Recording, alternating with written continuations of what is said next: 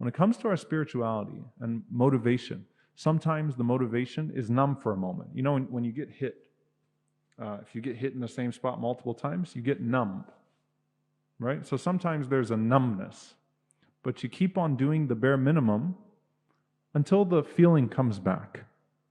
And you do that by, again, reminding yourself of the importance of doing it, even when you don't have the motivation, as well as the fact that, look, at some point, the feeling comes back. As human beings, Allah has created us in very, very, subhanAllah, special ways, right? But we have immense potential to recover, to be resilient, and to grow as human beings. Allah has given us that. That sometimes you're in the middle of a test and you think, no way I'm ever going to get past this. I will never survive this test. And you do. Not because of who you are, but because of the one who created you the way that you are. So that would be my long answer to a short question. Thank you very much. Any more questions from the crowd, please? Can we have microphone over there? Thank you.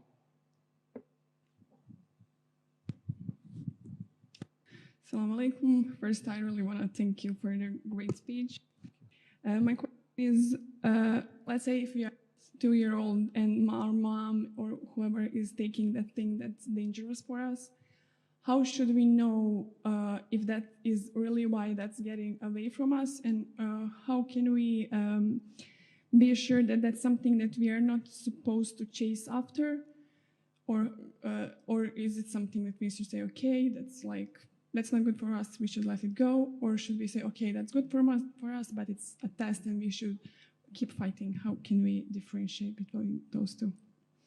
Jazakumullah khair. I'm always very hesitant to answer those questions because the questioner means something, and I'm like, I don't know how specific and how to, but I appreciate the question, so I'll give some principles as to how to address, maybe in some different scenarios. From what I understand, what you're talking about is, at what point do you move on from something worldly, right? And just say that is the qadr of Allah, as opposed to keeping on and pursuing it, right? That's the question, right? For the most part. The value of istikhara, and I know that istikhara sometimes is prayed and people say, I'm going to wait for a dream. It's not the dream. The istikhara is actually, Imam Nawawi rahimahullah puts it very beautifully. He says that you do istishara of people, which is seeking people's, people that are knowledgeable, people that are wise, people that are well-wishers. You seek their advice, because sometimes when you're in the midst of something, it's very hard for you to maintain rationale. You really want something bad, and so you're getting emotionally attached to something, whether it's an opportunity or whatever it may be, and you're losing your best reason. And so you have people around you that know you enough to tell you that, okay, at this point you really should probably move on. It's probably best for you. I think, people that you know are knowledgeable or that know you well enough, and you take their nasiha, you take their advice, that's istishara. So Imam Nawawi rahimahullah, he says that basically istikhara is building on istishara. You're seeking Allah's counsel. So, oh Allah, if this is good for me, make it happen for me. If it's bad for me, take it away from me.